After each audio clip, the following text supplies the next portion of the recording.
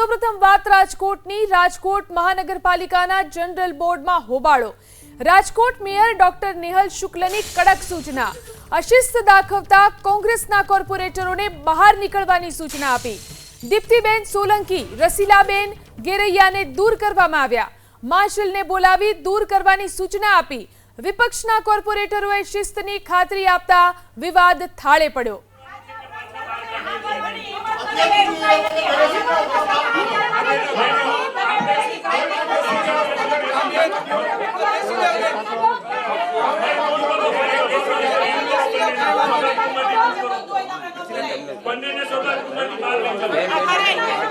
जाऊ पड़े बेन जाऊ पड़े बेन जाओ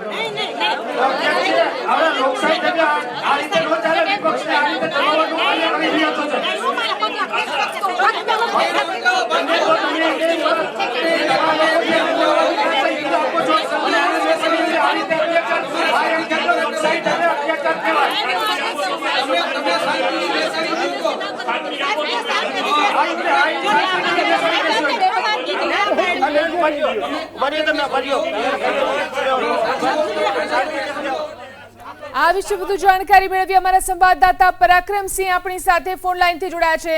પરાક્રમ, મહાનગરપાલિકાની જનરલ બોર્ડમાં કેમ હોબાળો થયો અને કેમ મેયરે જે કોંગ્રેસના કોર્પોરેટરો છે તેમને બહાર કાઢવાની સૂચના આપવી પડી?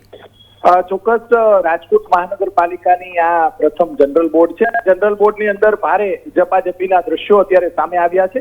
કોંગ્રેસના કોર્પોરેટર દીપ્તિબેન અને જે બંને કોર્પોરેટરો છે રસીલાબેન ગેરૈયા, બંને દ્વારા જે ચર્ચા દરમિયાન જે વિરોધકર્તાની સાથે જ તેમને બહાર કાઢવાનો પ્રયાસ કરવામાં આવ્યો હતો।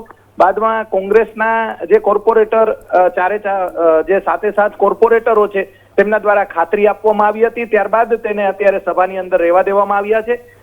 મેયર ડોક્ટર નેહલ શુક્લ છે તેમના દ્વારા કડક સાર્જન્ટોને કડક આદેશ આપવામાં આવ્યા હતા કે જો ચર્ચા દરમિયાન કોઈ વચ્ચે બોલશે અથવા તો હોબાળો કરશે તો તેને તાત્કાલિક બહાર કાઢવા માટેની સૂચના આપવામાં આવી છે।